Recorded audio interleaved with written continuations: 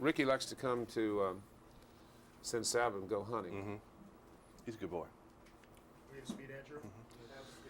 Okay, change the line. You're one of the rare people in Hollywood that seem to be able to, and the audience will accept the fact that you can go from being a really bad guy to a good hero. Oh, thank you.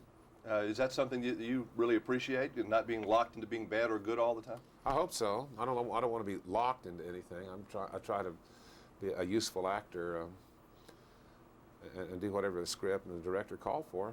The better I do that, the better off I am. You know, in music, I would say most country musicians wouldn't want to go off into rap because they wouldn't feel comfortable there.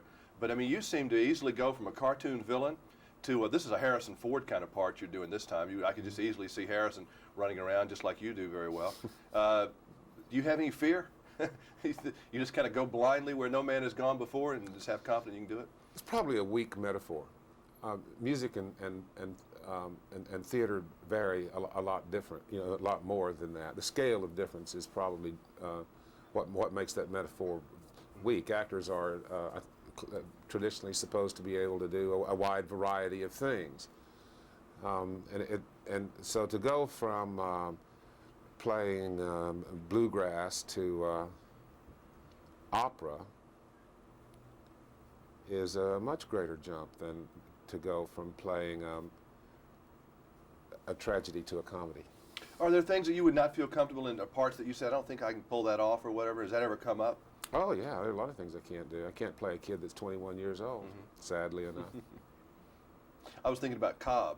You certainly played him well. Thank you. That was just one of the parts. I mean, you play a lot. I like a lot of your stuff particularly, but that's just a role that keeps kind of coming back of all the things you've done that had maybe the biggest edge to it. Yeah, he was. Yeah, that was I really liked that screenplay. Yeah, it was kind of hard to watch the movie in a way though, because that man was so mean. Because I watched it again the other day, and it was. He was plenty tough. Wasn't a lot to like in that character. Do you find you have to like anything about somebody when you do it? Oh no, not beyond you know, appreciating our common humanity. This is. I guess you had to do a little research. Is it theoretically possible that this story could happen even in a stretch? I know we're in seismic active areas here in Volcano land, but I don't know. I doubt it. I think if it were possible for a volcano to blow up out of the La Brea tar pits, we'd all know about it. I'm certainly not a geologist. Natural disasters are possible anywhere, and they're happening all the time. Today we're having some terrible floods. We've had earthquakes and fires. And, it's a common experience for us here in North America. Was this particularly a difficult physically to make this movie? Like a lot of running around, a lot of dirt, and a lot of stuff like that? Well, running around and dirt were two difficulties. It was, what else? It was hot. There was lots of fire, which had to be controlled and managed and respected. And there were 35 or 40 consecutive nights of night shooting, and that's difficult. You never see the daylight. That kind of just gets you mixed up, doesn't it? Not knowing your night from your days. And well, you know the nights from the days. You just happen to never see the days. Yeah, that's strange. Men in Black is your next thing. That was a turn of the corner from this movie. Yes. I've heard great things about it already. I know some people who have seen some research screenings. They said it's got everything all wrapped up into one movie. Well, it's scary for in parts, and then funny in parts, and then scary again, and then funny again, and it's a highly entertaining movie.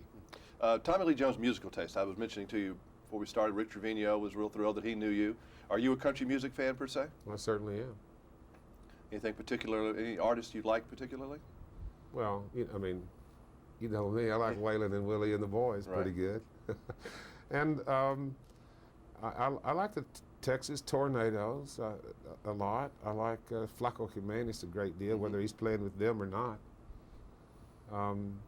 I listen now a lot to Radio Cañón from Juarez. Yeah, Rick Trevino said you liked him better when he was singing Spanish than you did doing the English stuff.